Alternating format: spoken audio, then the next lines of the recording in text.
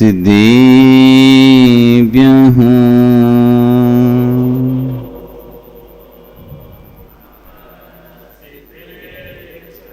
ॐ नमः सिद्धेभ्यः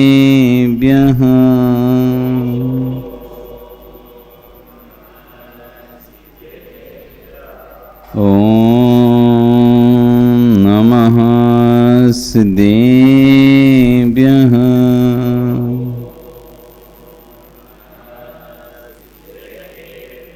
तेरी अड़िए खगिणाई रुतारी मोई सैर सिर भी हो आईरी राऊ पसियो परवादीण्यो भव्य जी लोए नमो अरियंताणं नमो सिद्धाणं नमो आयरीयाणं नमो वज्रायाणं नमो लोई सविसाहुणं। बोले अनंत अनंत से परमेष्टि भगवान की, आदिरम आदिनाथ भगवान की, वर्तमान शासनिक महावीर भगवान की, आचार्य कुंद कुंद देव स्वामी महाराज की, आचार्य जिनसेन स्वामी महाराज की, आचार्य गुरु विश्वसागर जी महाराज की, अहिंसा में विश्व धर्म की। श्रवण मुनि श्री 108 अर्जित सागर जी महाराज की जय। बंधु, वर्तमान शासनिक वर्धमान स्वामी के शासन में तीर्थंकर प्रभु की चरण निश्रा में बैठकर हम सभी जिन देशना का श्रवण कर रहे हैं, ये जिनेन्द्र वाणी मनुष्य जगत कल्याणी है। कल यहाँ पर आचार्य भवन श्रोताओं के गुणों का वर्णन कर रहे थे कि 8 गुण होने चाहिए किसी भी श्रोता के अंदर। तो पहले शुश्रूषा पहला गुण था, जिसका मतलब है सुनने की इच्छा रखने वाला। सत्य कथा को सुनने की मात्र इच्छा होना चाहिए पहले उसके अंदर। तो सुनेगा नहीं सुनेगा वो बात की बात, पहले इच्छा तो हो। इच्छा ही नहीं है, इच्छा ही नहीं है सत कथा में बैठने की, प्रवचन सभा में बैठने की, दर्शन कर कर चला जाएगा। इच्छा नहीं होगी तो व्यक्ति क्या करेगा? दर्शन करेगा। ऊपर प्रवचन चल रहे हैं इसलिए ऊपर नहीं जाते, नीचे से दर्शन करके निकल जाएगा। क्यों? क्योंकि उसके अंदर शुश्रूषा नहीं है, सुनने की इच्छा ही नहीं है, अपने कल्याण का भाव ही नहीं है। उससे ऐसा लग रहा है उल्टा ऊपर चले गए तो फंस और जाएंगे, बैठना और पड़ेगा। लोग क्या कहेंगे, नहीं तो तुम दर्शन करके चले गए, प्रवचन सुनने नहीं बैठे। इसलिए क्या कर रहा है वो? नीचे के नीचे दर्शन करके चला जाता है। इसलिए पहला शुश्रूषा ये गुण होना चाहिए श्रोता के अंदर, सुनने की भावना। कल 4 प्रतिमाओं को उदाहरण दिया था कि एक व्यक्ति 4 एक सी प्रतिमाओं को बनाकर बाजार में लेकर आता है, लेकिन चारों प्रतिमाओं के मूल्य अलग अलग हैं। एक 1000 रुपये में है, तो एक 5000 10,000 में है, एक 15,000 में है, तो 50,000 में। अलग अलग मूल्य चारों प्रतिमाओं के क्यों थे? उसने एक धागा दे दिया था कि लीजिए, एक प्रतिमा कान में और उनके कान में धागा डालिए। पहले के में डाला तो डले नहीं, गए नहीं अंदर। दूसरे में डाला तो इस कान से डाला, उस कान से निकल गया। तीसरे के में डाला तो कान से डाला, मुंह से निकल गया। और चौथे के में डाला तो गया तो कान से, लेकिन पहुंचा हृदय में। ऐसे 4 प्रकार के श्रोता। एक तो सुनने की इच्छा नहीं करना। पहली प्रतिमा, जिसकी कोई प्रतिमा तो है, मूर्ति तो है, लेकिन कोई कार्यकार नहीं है, श्रोता का नाम का है, लेकिन ये तो सुनने की भी इच्छा नहीं जिसके अंदर। वो किस नाम का श्रोता? सुन ही नहीं रहा, अपना काम किया और निकल लिया, अपना काम किया निकल लिया, उसे सुनने का भी काम नहीं है। जिसने अपने दोनों कानों को बंद करके रखा, क्या करके रखा है? जिसने अपने दोनों कानों को बंद करके रखा है, कसम खा ली मुझे तो सुनना ही नहीं है। तो ऐसे श्रोता वो किसी भी कार्य के नहीं हैं, उनका कोई भी मूल्य नहीं है, उनका कोई भी मूल्य नहीं है। जीवन चला रहे हैं जैसे त्रियंच, जैसे एक त्रियंच उठता है सुबह से, भोजन की गवेषणा के लिए निकलता है, खाता है, अपने बच्चों का भरण पोषण करता है और फिर बस सो जाता है और सुबह फिर उठ जाता है। ऐसी वो व्यक्ति सुबह उठते हैं, उठकर अपने व्यापार की ओर लग जाते हैं, भोजन की ओर लग जाते हैं, अपने बच्चों का भरण पोषण करते हैं और रात होती है सो जाते हैं। त्रियंच के समान है, उनका कोई मूल्य नहीं है। इस पर्याय मनुष्य पर्याय को धारण करने का कोई उनका औचित्य नहीं है। क्यों मैंने ये मनुष्य पर्याय को धारण किया है? त्रियंच बन जाता। खाना है, खाना, पेट भरना, बच्चों को जन्म दे देना, ये तो त्रियंच भी अच्छे से जानता है। अपना मकान बना लेना ये पक्षी भी अच्छी तरह से जानते हैं। सुंदर सुंदर घोंसले बनाते हैं वो भी। एक पक्षी होता है, पक्षी, वो बिल्कुल पेड़ की आखिरी डाल पर, जहां पर कोई भी जीव पहुंच ही नहीं सकता, ना बिल्ली ना कुत्ता ना कोई भी, इतनी आगे नोक पर बनाता है क्योंकि वहां पहुंचेगा तो गिर जाएगा नीचे, इतनी सॉफ्ट रहती, वहां अपना घोंसला बनाता है और उस घोंसले में पार्ट रहते हैं। एक पार्ट खुद रह निकला, एक पार्ट बच्चों को रखने का। इतना अच्छा, एक धागे पर वो पूरा घोंसला टिका हुआ होता है।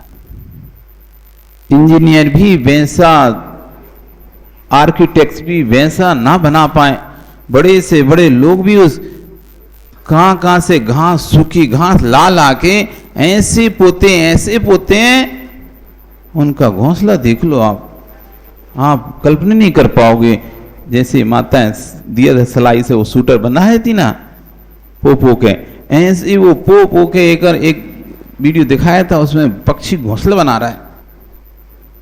बिल्कुल चौंच से कहां से धागा निकालना है वो वैसे धागा निकालता है, फिर से पलट के फिर डालता है, फिर से धागा लेता है, जैसे अपन सुई से कपड़े सीते ना, फिर डाला फिर निकाला, फिर डाला फिर निकाला, ऐसे ही कहां से इधर लेना है, कहां से इधर लेना, कहां से इधर, बढ़िया सुंदर तरीके से वो पक्षी अपने घोंसले का निर्माण कर रहा है।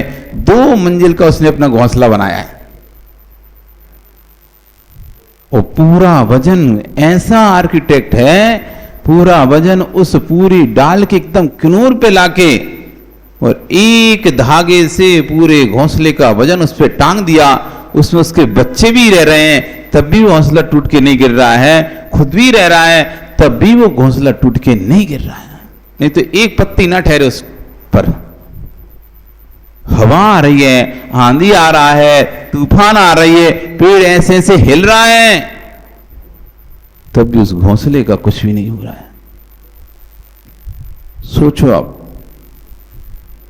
मकान बनाना, बच्चों का भरण पोषण करना, पेट भर लेना, बच्चों को जन्म दे लेना, जैसे संभोग आदि क्रियाएं तुम करते हो, त्रियंची वैसी करते हैं। भोगों की क्रियाएं जैसी तुम्हारी चलती वैसी त्रियंचों की चलती हैं। अपनी इच्छाओं की पूर्ति करना त्रियंच भी जानता है, और वही आप करते हो। अंतर आप में और उनमें क्या है? एक त्रियंच में और आप में क्या अंतर रह गया? यही तो अंतर है। उनके अंदर अपने कल्याण का विवेक नहीं है कि कल्याण का साधन क्या है, मैं कैसे अपना कल्याण करूंगा, ये विवेक बुद्धि मनन चिंतन नहीं है। इसलिए तो मनुष्य संज्ञा, मनुष्य किसे कहते हैं? मननम मनुष्य, मनु की जो संतान है, जो चिंतन करने में दक्ष है। मनु यानी कुलकर, मनु कोई व्यक्ति नहीं समझना।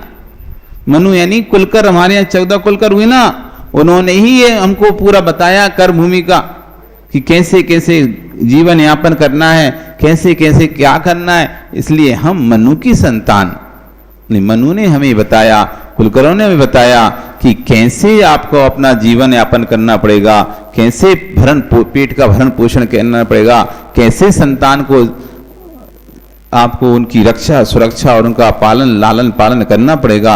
ये सब मनुओं ने बताया हमको, कुलकरों ने बताया है हमको। इसलिए हम अपन को कुलकर की संतान है, वंशज हैं मनु के।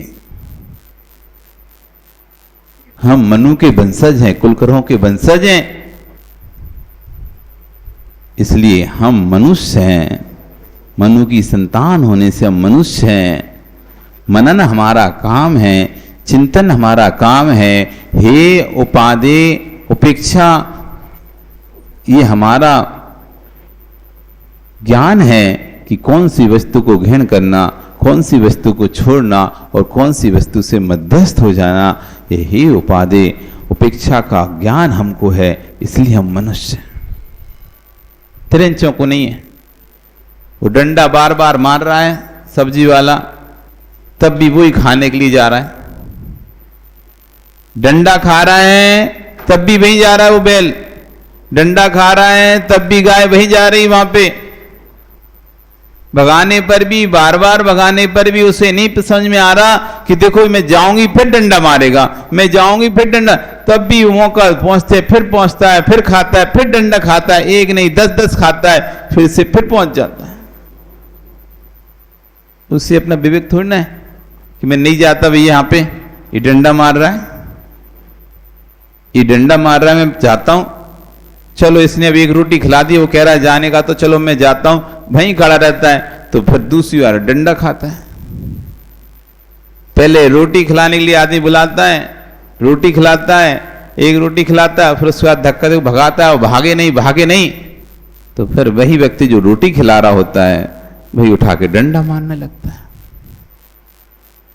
उसे कहां इस बात का चिंतन है कि भैया रोटी खा ली, अब मैं जाता हूं। आप होते तो क्या करते, आप तो रोटी खाते निकल जाते, भैया चलो भाई हो गया काम अपना। लेकिन तिरंज है, उसे इस बात का बोध ही नहीं है कि रोटी खा ली अब चलें। हम नहीं खड़े होते, दूसरे द्वारे पर जाते हैं, वहां मांगेंगे। उस ठेले पर बार बार नहीं जाते, वो मारता है। ऐसा चिंतन है कि उनके अंदर? यही तो तिरंज और मनुष्य में अंतर है, जिसकी सभी संज्ञाएं खुली हुई हैं। जैसे ये नहीं है कि बाजार में हैं तो हम भोग कर रहे हैं कि अकेले में भोग कर रहे हैं। उससे तो जहां संज्ञाएं मिल जाएं वहां वो प्रारंभ हो जाता है। आपके अंदर तो विवेक रहता है, कहां खाना है, कहां बैठना है, कहां उठना है, कहां भोगों को भोगना है। पर तिरंचों में विवेक रहता है क्या कि यहां खाएंगे, यहां नहीं खाएंगे, कौन सा पानी पिएंगे, नाली का पिएंगे कि बिस्लरी का पिएंगे। आपको कोई कहे नाली का पानी पी लो, आप पी लोगे क्या? क्यों नहीं पियोगे? पानी तो है, कंठ तो उससे भी गीला होगा। आप विवेक नहीं, नाली का पानी पीने योग्य नहीं होता, ये तो लहूसन का आदि इसमें तो मिला हुआ होता है, ये तो गंदा पानी है, स्वास्थ्य को खराब कर देगा। तिरंज से बोलो कि मत पी नाली का पानी, वो तो नाली में जाएगा, अपनी प्यास बुझा लेगा। यही तो अंतर है मनुष्य तिरंजों में। मनुष्य को विवेक है, क्या खाना है, क्या नहीं खाना है, कितना खाना है, कितना नहीं खाना है, कहाँ बैठना है, कहाँ नहीं बैठना। तुम अपने मल में बैठ जाओगे क्या? तुम अपने मल के ऊपर बैठ जाओगे क्या? वो तो वहीं करता है और उसी के ऊपर बैठ जाता है। यही अंतर है हम में और तिरंजों में। और यदि हम सिर्फ जन्म देकर बच्चों को उनको पालन पोषण कर कर अपना भरण पोषण मर जाते हैं तो हम भी तिरंची हैं। अगली पर्याय नियम से तिरंची तैयार है। क्यों? आपने मनुष्य बन के किया क्या? मनुष्य बन के किया क्या? धर्म सभा में धर्म सुनने आते नहीं हो, दान आदि देने के भाव होते नहीं है, साधु सेवा की इच्छा होती नहीं है, पूजा पाठ करने का भाव होता नहीं है, आहार दान देने का भाव होता नहीं है, तो करने का को आए मनुष्य में? करने क्या आए हो फिर इस मनुष्य पर्याय में? आहार दान तुम दे नहीं रहे, भगवान की पूजा तुम कर नहीं रहे, स्वाध्याय कर नहीं रहे, प्रवचन सुन नहीं रहे, वैवृत्ति कर नहीं रहे, तो करे क्या रहे हो फिर? इस खाना कमाना और सो जाना, खाना कमाना और सो जाना, ये पहले टाइप के व्यक्ति हैं जिनकी कोई कीमत नहीं है। बस मनुष्य पर्याय मिल गई पूर्व पुण्य के उदय से, आगे इनको पक्का मनुष्य पर्याय नहीं मिलेगी। पक्का है, नियत है इनकी तिरंज पर्याय, नरक पर्याय नियत है, क्योंकि इन अपने भगवान ने आपके पुण्य ने आपको मनुष्य पर्याय दे दी थी, लेकिन आप उस पर्याय को उपयोग नहीं कर रहे, वही पुण्य अब आपसे मनुष्य पर्याय छीन लेगा। जैसे सरकार कोई जमीन देती है, सरकार कोई जमीन देती है आपको कार्यक्रम अमुक कार्य के लिए बनाने के लिए, कोई मंदिर या धर्मशाला बनाने के लिए, और वो देखती है 20 साल 30 साल 40 साल तक देखती है, वो वैसी की वैसी पड़ी रहती है, उपयोग नहीं कर रहे, क्योंकि सरकार ने पैसा तो लिया नहीं था, ऐसी दान में दी थी आपको, और आपने देखा कि वो तो ये कुछ कर नहीं रहे, तो वापस ले लेती है, किसी और को पकड़ा देती है। जब तुम उपयोग कर ही नहीं रहे तो क्या करना है फिर तुमको? जैन अल्पसंख्यक में आने थे, जैन अल्पसंख्यक में आते हैं, और अल्पसंख्यक के लिए लाखों रुपए का, करोड़ों रुपए का फंड प्रति वर्ष आता है। अल्पसंख्यक समुदाय के लिए सरकार से करोड़ों रुपए का फंड प्रति वर्ष आता है, लेकिन हम नहीं लेते, हमें जरूरत नहीं है तो हम नहीं लेते वो फंड। तो क्या करती सरकार? वो दूसरे को दे देती। ये फंड जैन संप्रदाय के लिए रखा गया था, ये जरूरत नहीं है, ले नहीं रहे, तो दूसरी संप्रदाय को फंड प्रोवाइड करा देती है। फंड तो है ही, आप नहीं ले रहे तो दूसरे को दे देंगे। तो जितना फंड आता है वो हम नहीं लेते, तो हमारा फंड कहां चला जाता है? दूसरे चला जाता है। आप राशन की दुकान से जाकर राशन नहीं लेते तो कोई बात नहीं, मत लो, तो राशन दूसरे को दे देते हैं।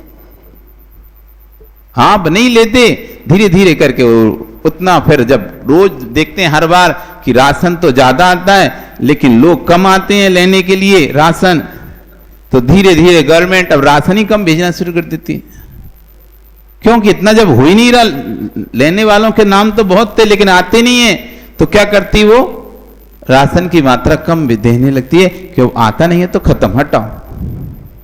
ऐसी हमें मनुष्य पर्याय मिली है, और मनुष्य पर्याय मिलने के बाद भी हम दान पूजा नहीं कर पा रहे, गुरुओं की सेवा नहीं कर पा रहे, आहार आदि नहीं दे पा रहे। ठीक है, कोई बात नहीं, अगली वस्तु में खानी है ना, पेटी तो भरना है, बच्चों को तो जन्म देना है, तो ठीक है त्रेंच बना दे रहे, तो वो पेट भी भर लेता अपना, वो बच्चों को भी जन्म दे लेता है, पेट भी भर लेता है और बच्चों को जन्म देता है। उसे दान पूजा करना नहीं है तो तुम्हें भी नहीं करना था, तो अब उसकी जरूरत ही नहीं है। आहार तुम्हें देना नहीं था तो उसको भी नहीं देना, तो उसकी भी जरूरत नहीं है। वैवृत्ति तुमको करना नहीं थी, उसको भी नहीं करना, तो उसकी भी जरूरत नहीं है। बढ़िया रहो तिरंच। पहला गुण इसलिए आचार्य है सुसुरा, सुनने की इच्छा होना चाहिए। उस पहली प्रतिमा में सुनने की इच्छा ही नहीं थी, सुनने की इच्छा नहीं थी। अब सुनने की इच्छा नहीं है तो कहां से, जब हृदय में वाणी जाए तब तो कोई असर करे। जब वाणी कान के कर्ण अंजलि से प्रवेश करेगी नहीं तो असर कैसे करेगी? दवाई जब तक पेट के अंदर जाएगी नहीं तो असर तो कर ही नहीं सकते। अब तो मुंह खोल ही नहीं रहे, मुंह खोले नहीं रहे, वो कह रहे बुखार ठीक हो जाए, अरे खाओ तो दवाई। मुंह नहीं खोलेंगे, मुंह नहीं खोलोगे तो दवाई जाएगी कैसे अंदर? खोलना तो पड़ेगा। अच्छे खोलो तो अच्छे, नहीं तो फिर पकड़ के भी खुलवाना जानते हो। देखा कि नहीं देखा? पहले बच्चे भागते थे नहीं खाना दवाई। स्कूल में दवाई खिलाने वाले आते थे ना, लाल पीली दवाई खिलाने वाले, इंजेक्शन लगाने वाले, तो बच्चे फांग फांग कर भाग जाते थे। सरकारी स्कूल से। तो जो पकड़ में आ गया, नहीं नहीं नहीं, तो कुछ नहीं, उसकी नाक दबाई। जैसे ही नाक दबाई तो मुंह खोला तो डाला फटाक से, जा। पहले बोल रहे हैं खोल खोल खोल, नहीं खोलना नहीं खोलना नहीं खोलना, मत खोल, ले नाक दबा दे रहे। तो जैसे ही नाक बंद करोगे मुंह खुल जाएगा अपने आप। सांस लेने व्यक्ति तड़पड़ाएगा ना, तो जैसे ही सांस के लिए अब कहां से ले, दो ही तो स्थान है, या तो मुंह से ले या नाक से ले, और नाक बंद करी तो खुल गया मुंह, डाला जाओ भगो। तो अच्छे से खोलो तो अच्छे से, नहीं खोलो तो फिर दबा के खुलवाए। उपाय तो बहुत है। इसलिए वो पहली प्रतिमा की वो कहता है, इसलिए इसकी कोई कीमत नहीं रखी गई है, सामान्य है, ठीक है, कोई मतलब नहीं इसका। फिर ये दूसरी प्रतिमा, ये प्रतिमा इस कान से छेद डालते हैं, धागा उस कान से निकल जाता है। ये ऐसा श्रोता है, इधर से सुनता उधर से निकाल, बोलते रहो तो सुनेंगे, तो हम पूरी सुनेंगे, जितनी कहोगे उतनी सुनेंगे, लेकिन इधर से सुनेंगे और सीधा इधर कान से निकाल देंगे, कोई असर, सुनना नहीं सुनना एक बराबर। बस कान शब्द जा रहे हैं इधर से और यहां से निकल रहे हैं, खत्म काम। ना तो हमें बोलना, ना हमें सुनना, ना हमें धारण करना, ना हमें किसी को बताना क्या सुना था। तुम बोलते रहो, हम बच्चे चुपचाप खड़े बैठे बैठे सुनते रहे। ये दूसरे प्रकार का श्रोता श्रवण, इसलिए कहा कि श्रोता के अंदर सुनने की एक भाव होना चाहिए। सुनने की, पहले तो श्रोता के अंदर सभा में बैठने की इच्छा होना चाहिए, फिर सुनने की इच्छा हो। ऐसा नहीं कि बस इधर से सुने और इधर से निकालते जाओ, उधर से मतलब सुने कि हाँ मैं सुनना है, मुझे कुछ समझना है, ऐसा भाव लेकर श्रोता बैठे, तब तो श्रोता है। यदि उसको ये भाव ही नहीं कि मुझे तो थोड़ा बहुत आत्मसात करना, चलो कुछ तो अच्छी लगेगी, मैं वो बात अपने अंदर धारण कर लूंगा, वो तो सोच ही रखा है, मुझे तो कुछ भी नहीं, बस लोगों के कहने से नहीं बैठूंगा तो लोग कहेंगे भैया क्यों बैठते क्यों नहीं हो, क्या हो गया, क्या बात हो गई, तुम आते क्यों नहीं हो। इसलिए लोक लाज है, उस लोक लाज में शर्मा शर्मी अब है, बैठना पड़ रहा है। नहीं कहेंगे तो कैसे पंडित तुम बैठते नहीं हो, बड़ी समस्या हो जाती पंडितों की। आए सो समस्या, नहीं आए तो समस्या। आते हैं तो लोग कहते हैं बड़ा पंडित बन रहा है, नहीं आते तो कहते हैं बड़ा पंडित होके आता नहीं। इसलिए नाम के ऊपर जैसी वो जुड़ती ना उपमाएं, बड़ी उसको संभालना बड़ा कठिन होता है। लगाने में तो अच्छा लगता है, कहां गया विमल जी, दुनिया भर की उपाधि लगा दो, सुनने में अच्छी लगती है, लेकिन उस उपाधि को संभालने में पसीना जाता है। एक उपाधि तुमने लगा दी, उस उपाधि को संभालने में पूरा जीवन लग जाता है। जब तक एक साधु मुनि रहता है बड़ा निश्चिंत रहता है, और जैसी आचार्य की उपाधि लगी, उपाध्याय की उपाधि लगी, आचार्य बने, उपाध्याय बने, अब चिंता बढ़ गई है। अभी तो अकेले रह रहे थे, मस्त थे, कोई कुछ बोलने वाला नहीं था, अब आचार्य बन गए। कहा भी ये संग काय के आचार्य, संगमंग तो यही है तुम्हारा, कौन ने संघ के लिए, आचार्य के लिए संघ तो चाहिए ना, किस पर आदेश करें। उपसंग बन गया, अब इस शिष्य खाए डाल रहे हैं, अपनी चिंता से तो कम परेशान। वो जिधर दीक्षा दी उधर मैं तो जाता हूं, मैं तो जाता हूं, मैं तो जाता हूं। अब वो बेचारे रोक रोक के परेशान है, रुक जा भैया, मत जा मत जा मत जा। वो बोलता मैं तो जाता हूं। अब उस आचार्य पद को संभालना, अब पद मिल गया, उपाधि मिल गई, तो जैसे जैसे उपाधि मिलती है उस उपाधि को संभालना। तुमने उपाधि दे दी वात्सल वारिधि, वात्सल रत्नाकर, अब तुम किसी पर गुस्सा नहीं कर पाओगे। क्यों? लिखा तो है वात्सल, अब वात्सल्य कहीं दिखे ना दूर दूर तक तो फिर गड़बड़ हो जाएगा। और उपाधि दी थी, दिखना पड़ेगा ना फिर वैसा, जैसी उपाधि लगेगी तो वैसा फिर दिखना पड़ेगा।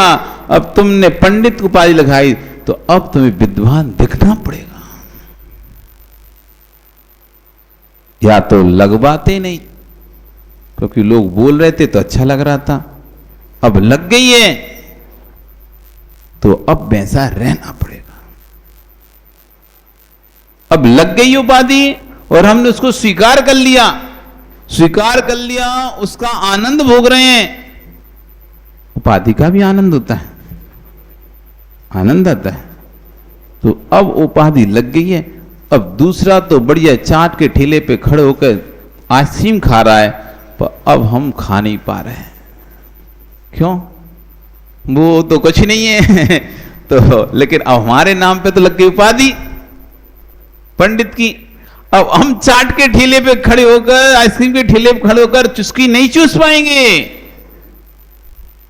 कुल्फी नहीं खा पाएंगे। क्यों? त्याग नहीं है तुम्हारा तो भी नहीं खा पाओगे तुम।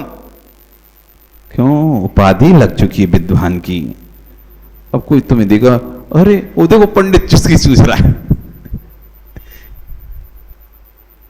एक बार एक शादी थी, अभी की है 4-5 साल पुरानी बात है, भिलाई में एक बहुत बड़े परिवार में शादी थी। तो वो मलेशिया जाकर शादी की है। कहाँ जाकर की है?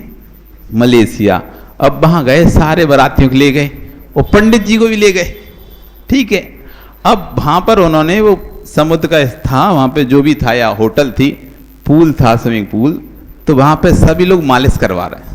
वो तो तुम समझ गए ना कैसे मालिश, लेटे हुए हैं चड्डी में, सब आराम से मालिश चल रही है। अब पंडित जी भी गए थे, अब पंडित जी को शौक चढ़ गया मालिश, तो वे पंडित जी भी लेट गए। अब लेट तो गए, लोगों ने बना ली वीडियो। क्या बना ली? वीडियो। अब इतने लोग मालिश करा रहे हैं, कोई फर्क नहीं पड़ रहा किसी को। अब देखो पंडित जी मालिश करा रहे हैं, वो पंडित जी, उनकी वीडियो बाहर कर दी, पंडित जी मालिश करा रहे। काय के पंडित जी? ये लेटे चड्डी में मालिश करा रहे। और पंडित अपना सेट हो गया, क्या करवा लिया। सब भी तो करा रहे थे, और भी लोग थे शादी में, और भी लोग गए थे उस होटल में, और भी लोग, सभी लोग करा रहे थे, तो वे भी लेट गए। लेकिन अब उनके पास, और लोगों के पास कोई उपाधि नहीं थी, और लोगों के पास उपाधि नहीं थी, इसलिए उन्हें मस्ती करने का प्रमाण पत्र मिला हुआ था।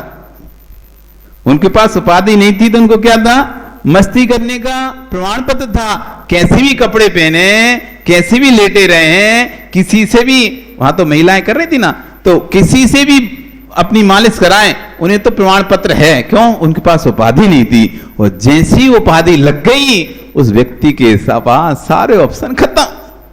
अब वो ना तो कैसी घूम सकता है, ना कैसी जगहों पे घूम सकता है। वो ऐसी जगहों पे घूमेगा, गोवा जैसी जगह पे, तो लोग कहेंगे ये तो पंडित कैसा घूम रहा था। वो इंसान ही था, और उसका तो वो तो पंडित प्रसिद्ध हो गया था फेरा पढ़ाने के कारण से, पर वो शौक थोड़ी ना पूरे खत्म हुए थे उसके। लेकिन उपाधि लग गई, अब उसे जानकर अपने शौक को खत्म करना पड़ेगा। अब चाहे तुम्हारे शौक हो चाहे नहीं हो, अब आपको शौक तो समाप्त करना ही पड़ेगा। हम पहली बार गए अपनी जिंदगी में कभी पर्यूषण में, तो लोगों ने हमें तभी से ब्रह्मचारी बना दिया। पंडित जी आए और ब्रह्मचारी जी आए। पंडित अपने ब्रह्मचारी, हमें तो जानते नहीं ब्रह्मचारी परिभाषा होती क्या। उस समय पहली बार जब 15 साल की उम्र में पहली बार अपने पिता के साथ जब पर्यूषण के लिए गए हम, तो ये सोच के गए थे चलो घूमने जा रहे हैं, छुट्टी रहेगी, 10 दिन छुट्टी मनाएंगे, बढ़िया, स्कूल नहीं जाना पड़ेगा, 10 दिन अच्छे से घूमेंगे फिरेंगे। हमें क्या पता था वहां जाके क्या होने वाला है अपने साथ। तो जैसी बस सफेद कुर्ता पजामा पहनना, इतना पता था, ठीक है पहन लेंगे सफेद कपड़े कुर्ता पजामा। अब ये तो नहीं पता था सफेद कुर्ता पजामा का कितना बड़ा फल मिलेगा। पहन ली सफेद कुर्ते पजामा, शौक चढ़ रहा था घूमने का कि घर से चलो घूमने मिल रहा है। बच्चे हैं तो बच्चों को तो ऐसे लगता है घर से कब घूमने मिले। तो ये पिताजी साथ चले गए। अब पिताजी तो वे तो ठीक ठाक पंडित जी तो थे ही।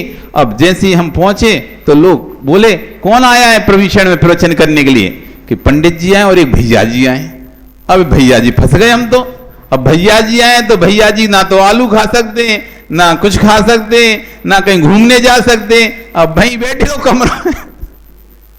अब भैया जी है तो भैया जी जैसे रहेंगे, अब रहना ही पड़ेगा तुम्हें। ऊपर से लोग और आए, इस बच्चे को आलू त्याग करा दो, इसको प्याज त्याग करा दो, इसको लहसुन त्याग करा दो, इसको रात्रि भोजन त्याग करा दो, इसको गुस्से का त्याग करा दो। अरे अब सब तो हम करते ही हैं, आलू खाती, प्याज खाती थे, लहसुन खाते थे, रात में खाते थे, गुस्सा कर, अब हम उसको क्या त्याग करा दें? सब तो करते हैं, लेकिन अब वो भेष कपड़ा जो पहन लिया था, लोगों को तो पता नहीं था ना, लेकिन वो कपड़ा देख के अब लोग तो वैसी अपेक्षा करने लगे थे। फिर उस समय तो त्याग तो करा दिया, लेकिन अब मन नहीं मान रहा था कि भैया अपन ने त्याग किया है, कराया है लोगों को, अब लोग अपन को यही देख रहे हैं, तो ठीक है आज से हम आलू प्याज लहसुन सबका त्याग करते हैं। किसी ने त्याग नहीं कराया हमको, स्वतः ही लगा कि नहीं, अब लोग जब भैया जी देखने लगे हैं, कहने लगे हैं, और यदि अब हमको कोई ठेले पे खाते हुए देख लेगा चाट, कोई ठेले पर चाट खाते देख लेगा तो क्या कहेगा, देखो भैया जी चाट खा रहे थे, जबकि हम तो भैया जी थे ही नहीं ना उस समय, हमने तो कोई बोल लिया ही नहीं। लेकिन अब लोगों ने उसको स्वीकार कर लिया है और हम भी कुछ बोल नहीं पाए उस समय। ठीक है, अब तुमने मान ही लिया है तो ठीक है, हमने भी आलू प्याज लहसुन का भी त्याग कर दिया, ठीक है, अब नहीं खाएंगे। क्यों? क्योंकि यदि ठेले पर खाते दिख जाएंगे तो क्या कहेगा व्यक्ति, क्या कहेगा, देखो ठेले पे खा रहे हैं।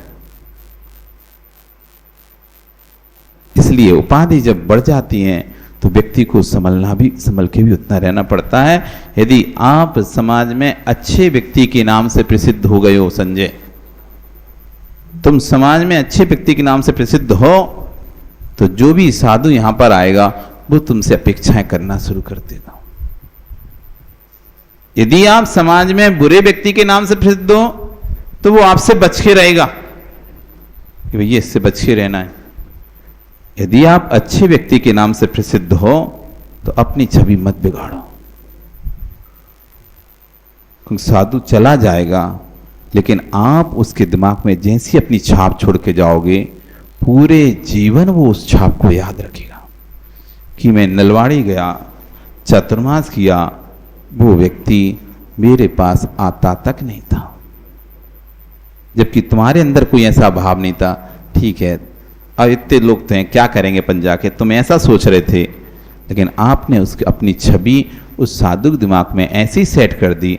अब वो साधु जहाँ भी जाएगा, जिस भी समाज में जाएगा, जब वो पूछेगा कोई उससे, महाराज श्री नलवाड़ी चातुर्मास में क्या रहा, वहाँ के लोग कैसे थे, कौन कैसा था, कौन आता था, कौन नहीं आता था, तो वो व्यक्ति की छाप जैसी उसके साधु के दिमाग में है, अब वो अच्छा भी रहे बुरा भी रहे, लेकिन जो छाप तुमने हमारे दिमाग में बैठा दी अपनी, अब वही छाप हमारे दिमाग में रहेगी।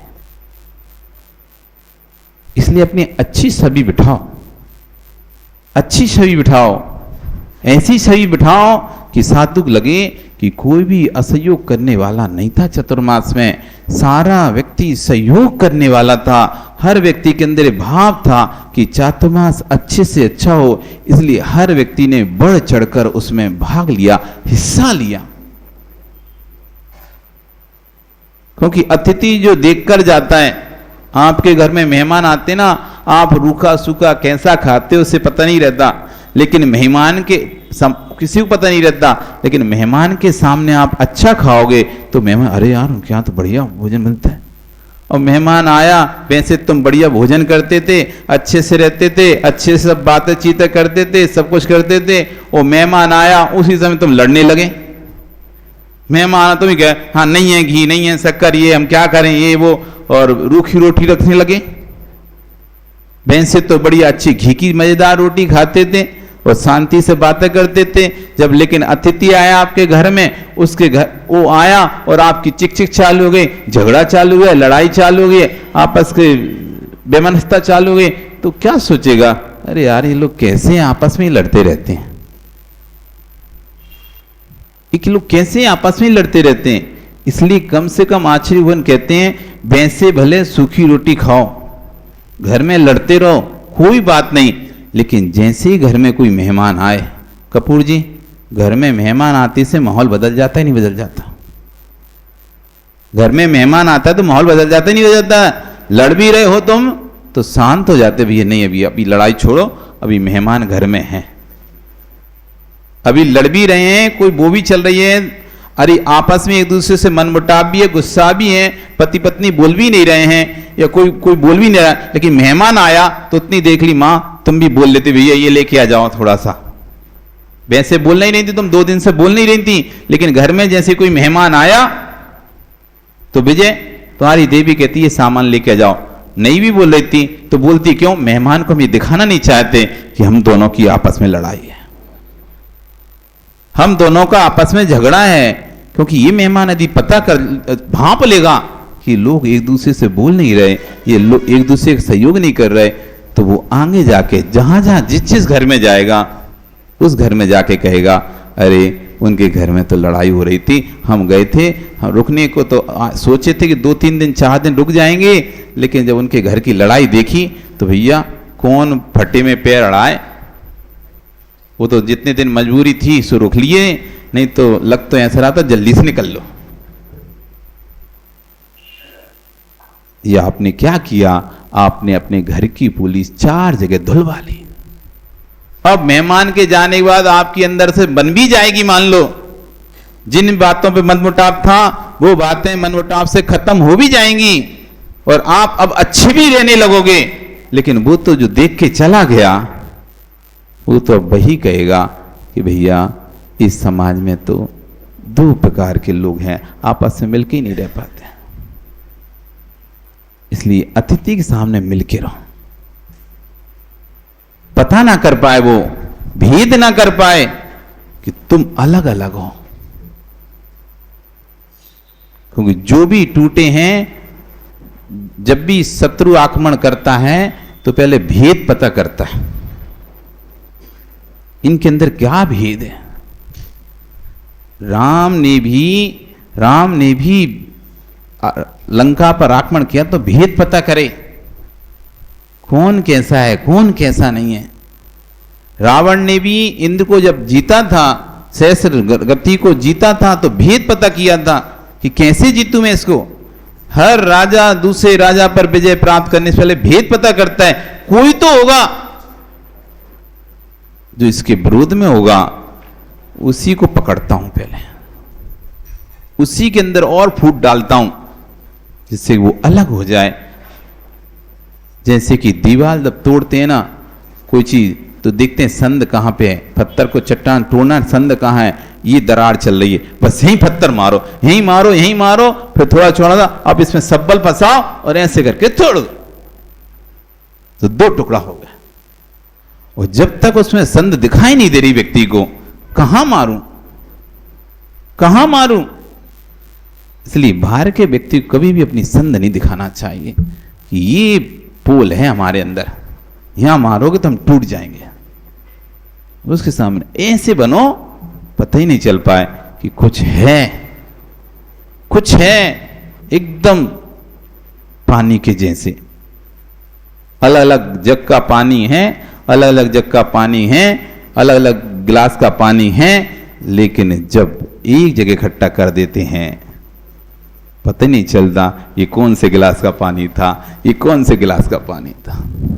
सोने के गिलास का पानी कौन सा था, चांदी गिलास का पानी कौन सा था, स्टील के गिलास का पानी कौन सा था, सारे पानी को तुमने एक जग में डाल दिया। अरुण तो बताओ, अब उसमें पानी का भेद बताओ कि सोने का गिलास का पानी कौन सा, चांदी गिलास का पानी कौन सा और स्टील के गिलास का पानी कौन सा, बता पाओगे? क्यों? जब तुमने जग में डाल दिया कोई भेद ही नहीं है, भाई पानी फिर से गिलास में डाल दिया, ये सोने के गिलास का पानी, ये चांदी गिलास का पानी, स्टील के गिलास का पानी। और जब वही पानी अलग अलग था, अलग अलग रूप था, और जब वही पानी एक हो गया, एक जग में आ गया, ना सोने का गिलास बचा, ना चांदी का बचा, ना स्टील का बचा, बस एक पानी। तो ऐसे ही हमको एक बन के रहना, पानी, ना तेरा ना मेरा, कुछ नहीं, पानी। तो वो कब होगा? जब श्रवण करने की इच्छा होगी, पर ऐसा श्रवण नहीं कि इस कान से सुना और उस कान से उस प्रतिमा के जैसे निकाल दिया। इसलिए इसकी सुन तो रहा है, इसलिए थोड़ी सी इसकी कीमत है, भले उस कान से निकाल रहा है लेकिन सुन तो रहा है, यही बहुत है, सुन रहा है, इसलिए इसकी थोड़ी उससे अधिक कीमत है। ये तीसरी कि ये सुनता तो है लेकिन मुंह से बकर बकर निकाल देता, इधर सुना उधर दूसरा, हाँ ऐसा बोले ऐसा बोले ऐसा बोले, आज ये प्रवचन किए प्रवचन किए, पर धारण कुछ भी नहीं किया। आज कल महाराज बोले तो थे, नितिन भैया वृत्ति करैया सो निश्चय भक्ति नीरत रैया, ये तो बोले थे, सुना था हमने और सबको सुना रहा है। आज पता है क्या बोले महाराज? पता है प्रवचन में क्या बोले? आज ऐसा बोले कि जो भैयावृत्ति करता है तो नियम से उसको भव का नीर से पार हो जाता है, भव समुद्र से पार हो जाता है। ऐसा प्रवचन कर रहे थे आज महाराज जी, और रात हुई तो गए। क्यों भैया? अरे वो बताया हमने, तुम्हें कर रहे थे, हम थोड़ी ना बोले थे हम जाएंगे, ये थोड़ी ना बोल रहे मैं जाऊंगा, मैं तो ये बोला था ऐसा बोल रहे थे तो सुना और मुंह से निकाल दिया। भगवान पर आस्था है कि नहीं तुम लोगों को? भगवान पर आस्था है कि नहीं तुम लोगों की? पक्का पक्का आस्था है तुम लोगों की? भगवान पर आस्था है कि नहीं है? पक्की आस्था है? सोच के बोलना, भगवान पर श्रद्धान है क्या पदम तुम्हारा? नहीं है? है क्या बोलते हो? भगवान झूठ बोल सकते हैं क्या?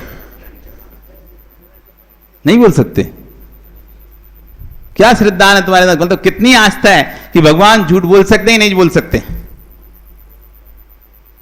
हाँ, जो उनकी दिव्य ध्वनि खिरती है वो सच्ची होती है कि झूठी होती है? ये पूछ रहे हैं हम तुमसे। बोलने से आया ऐसा मत समझना, कोई प्रतिमा बोल रही तो महाराज वो तो बोले ही रहे, कैसे बोले हम सच। यहां से आंख से समझना कि भगवान बोलते हैं, मतलब भगवान की जो दिव्य ध्वनि खिरती है वो सच्ची होती है कि झूठी होती है? झूठी होती है। तो इतनी धीरे से क्यों बोल रहे हो? डर लग रहा है कैसे बोलने में? कैसी होती है? पक्का विश्वास है? पूरा नहीं है? कभी भी कोई डाउट है उसमें भी? पदम जी डाउट है क्या कुछ भी? अभी भी कोई डाउट नहीं है? बिल्कुल पक्का है?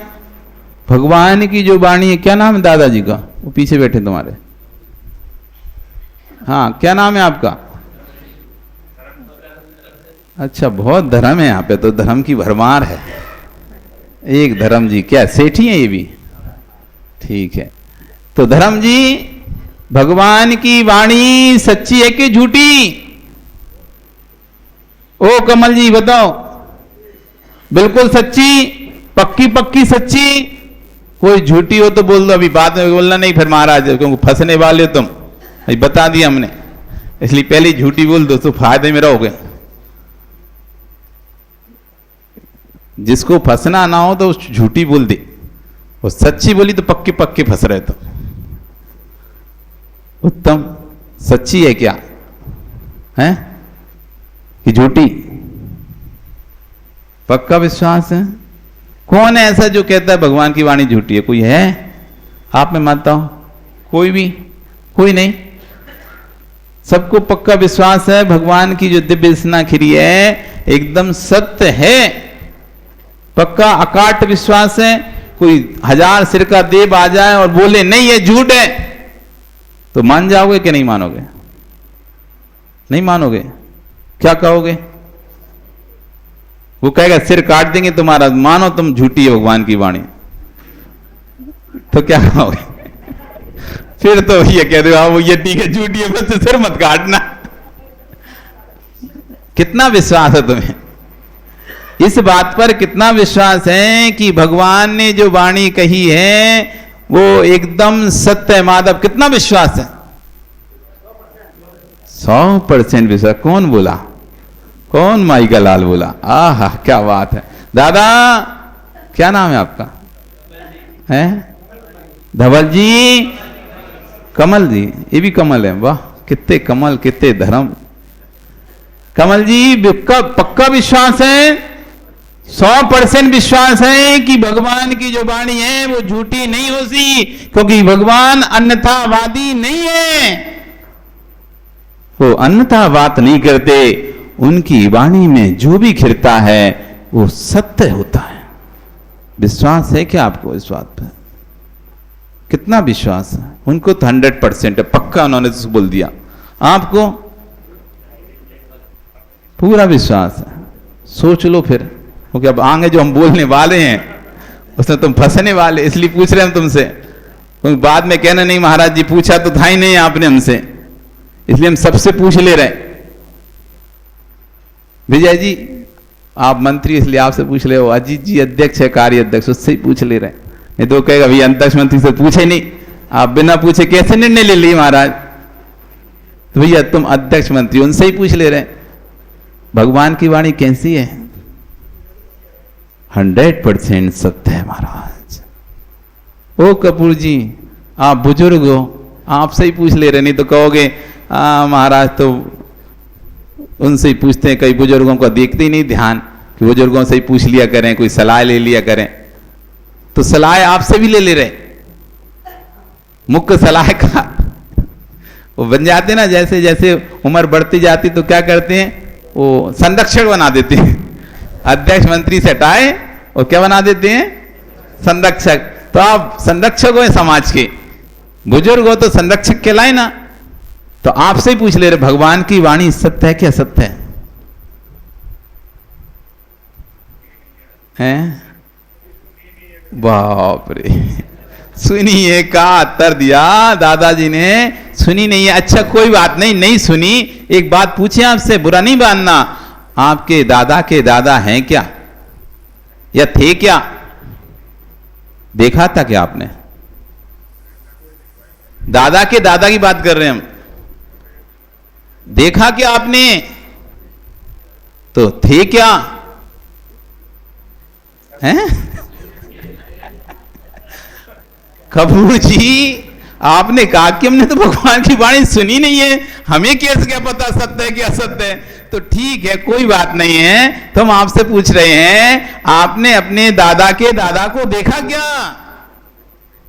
नहीं देखा। थे क्या? होंगे मतलब विश्वास अभी डगमग है क्या? मतलब क्या समझ रहे हो? पता नहीं महाराज, हो भी सकते नहीं, ऐसा है क्या? हैं? थे ही ना, विश्वास है इस बात पे। पर आपने तो देखे ही नहीं, फिर विश्वास कैसे है आपको? आपने तो उनको देखा ही नहीं ना। जैसे भगवान की वाणी आपने सुनी नहीं है तो हम कैसे बताएं? तो आपने भी उनको जब देखा नहीं तो आप कैसे बोल रहे हो वो थे कि नहीं थे? इतना विश्वास आपको कैसे है कि वो थे? बताओ तो। इतना सुमीर जी आपके दादा के दादा थे क्या? देखा आपने? नहीं देखा तो फिर आपको कैसे पता थे? हाँ, अरे हम बैठे महाराज, हम कोई आसमान से थोड़ी ना टपकेंगे। जब कोई हमारा पिता होगा तो हम होंगे, जब पिता का कोई पिता होगा तो वो होंगे, तो उस पिता का भी कोई पिता होगा तो वो होंगे, तभी तो। नहीं तो हम कहां से आएंगे? जिन वाणी भगवान की वाणी असत्य होती तो फिर आज जगत में ग्रंथों की परिपाटी कैसे चल रही होती? आज लोग ग्रंथों को स्वीकार कर रहे हैं, उनके अनुसार चल रहे हैं, उनको जब सत्य मान रहे हैं, ग्रंथों को सत्य मान रहे हैं, तो ग्रंथकार को क्यों सत्य नहीं मानेंगे? ये कहीं ना कहीं से तो ग्रंथ बना है, आचार्य कहां से ला लेके आए? आचार्य ये श्लोक लिखे कहां से? तो किसी से सुने होंगे, पूर्वाचार्यों सुने। पूर्वाचार्य किससे सुने होंगे? पूर्वाचार्य और पूर्वाचार्य से सुने। उनने किससे सुनेंगे? उनने गर्दन से सुने। गर्दन ने किससे सुने होंगे? भगवान से सुने होंगे। तब तो आज हमारे पास ग्रंथ मौजूद हैं, नहीं तो कहां से होते?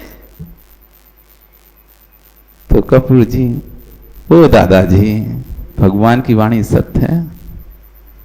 नहीं सुनी, मान लिया, पर अनुमान ज्ञान से बता तो सकते हो कि मेरे दादा के दादा के दादा थे, क्योंकि मैं मौजूद हूं।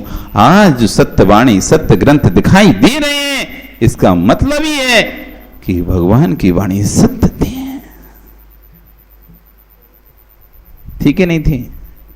है आगे अब तो 100% है कि नहीं है? कि अभी भी कुछ गड़बड़ है?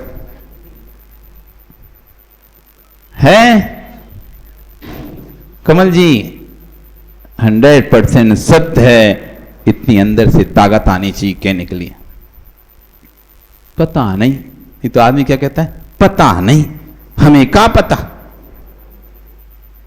विश्वास होना चाहिए। नहीं, जैसे मेरे दादा के दादा के दादा हैं, क्यों मैं बैठा हूं, विश्वास है, मैंने भले नहीं देखा है, लेकिन मेरे दादा के दादा के दादा थे। कोई 1000 सिर का व्यक्ति भी आ जाए कहे कि नहीं थे, मैं नहीं स्वीकार कर पाऊंगा, क्योंकि मैं स्वयं यहां बैठा हूं।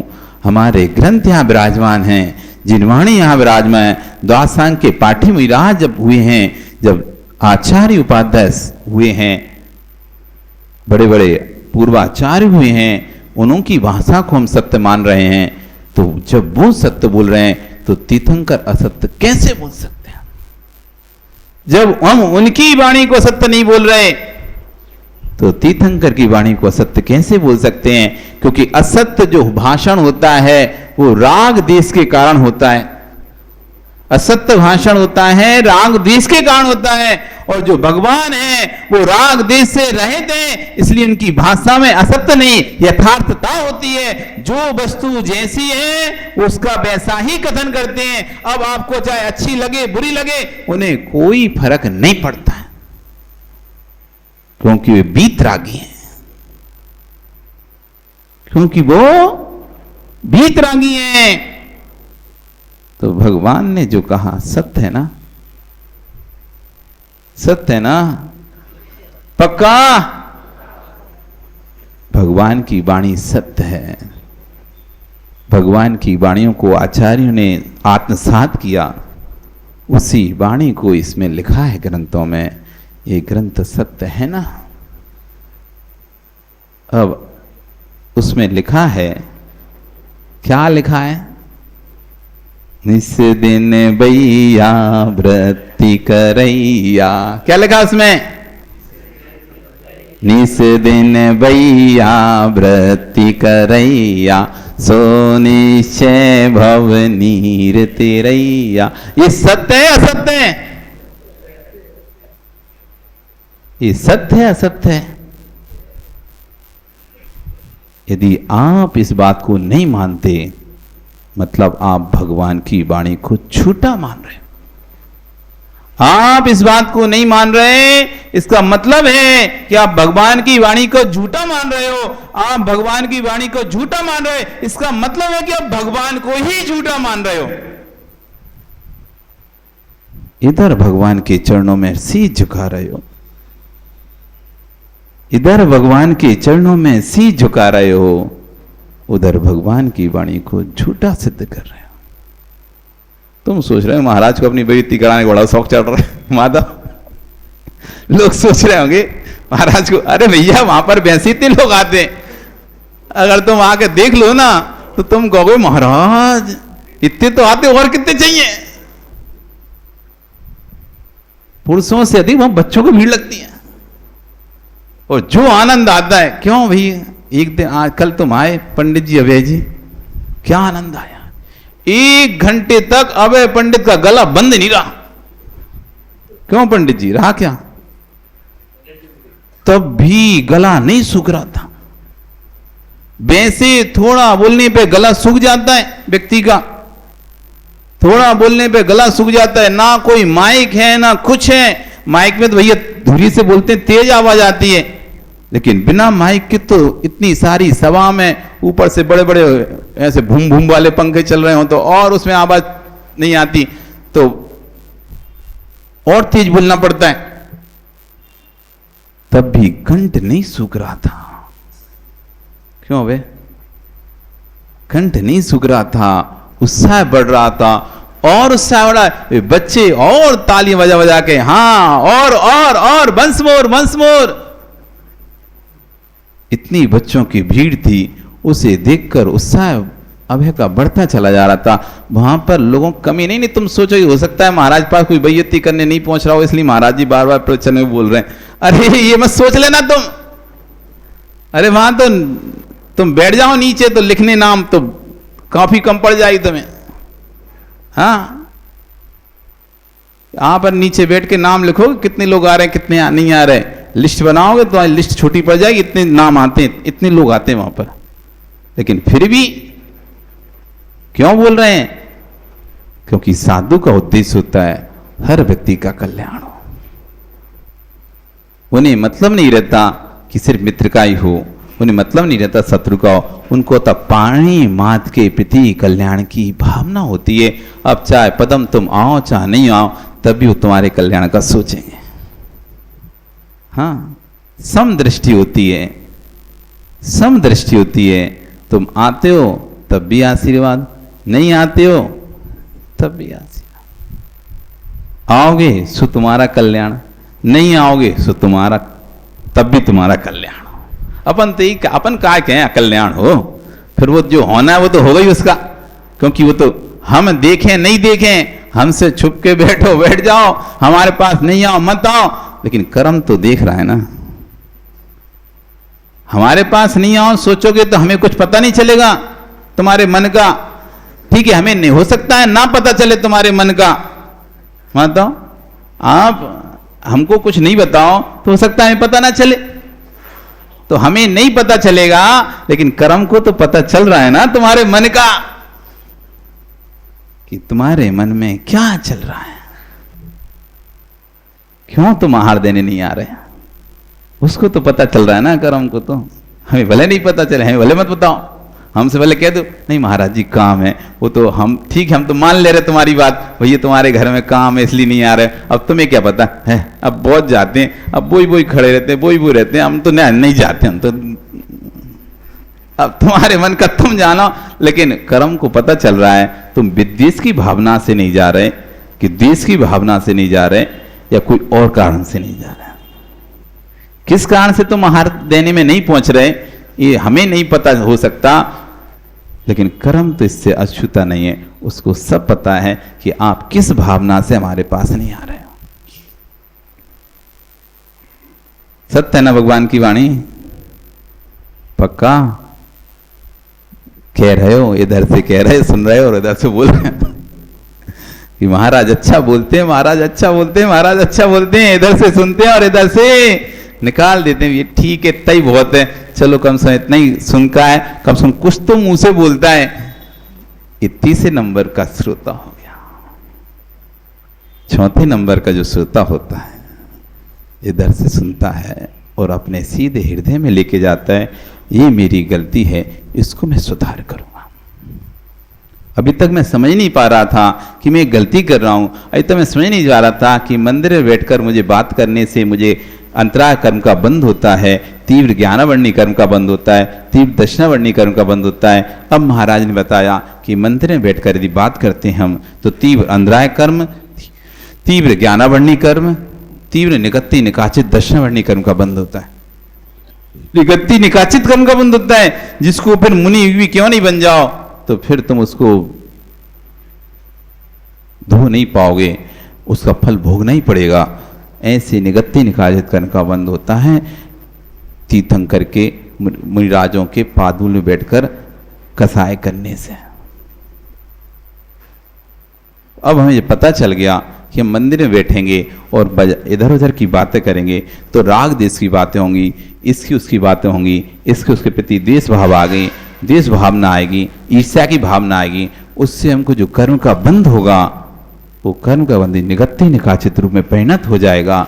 और ये जब आपने सुना भैया, अब अपन तो मंदिर जाएंगे, मौन लेकर अपनी पूजा करेंगे और मंदिर से अब निकलेंगे उसके बाद ही मौन खोलेंगे। अब जिसको जो कुछ बोलना है भैया मंदिर के बाहर हमारा इंतजार करो, हम आ रहे हैं, उसके बाद ही बात करेंगे। वो इंतजार करे बाहर खड़ा खड़ा तो ठीक है फिर कर लेना बात, उसको बोल देना भैया मेरा मंदिर के अंदर मौन है, सिर्फ जिनवाणी पढ़ूंगा, जिनवाणी बोलूंगा, इसके अलावा क्योंकि मैं गुरु की वाणी सुना हूं और गुरु ने कहा है भगवान की वाणी असत्य नहीं होती।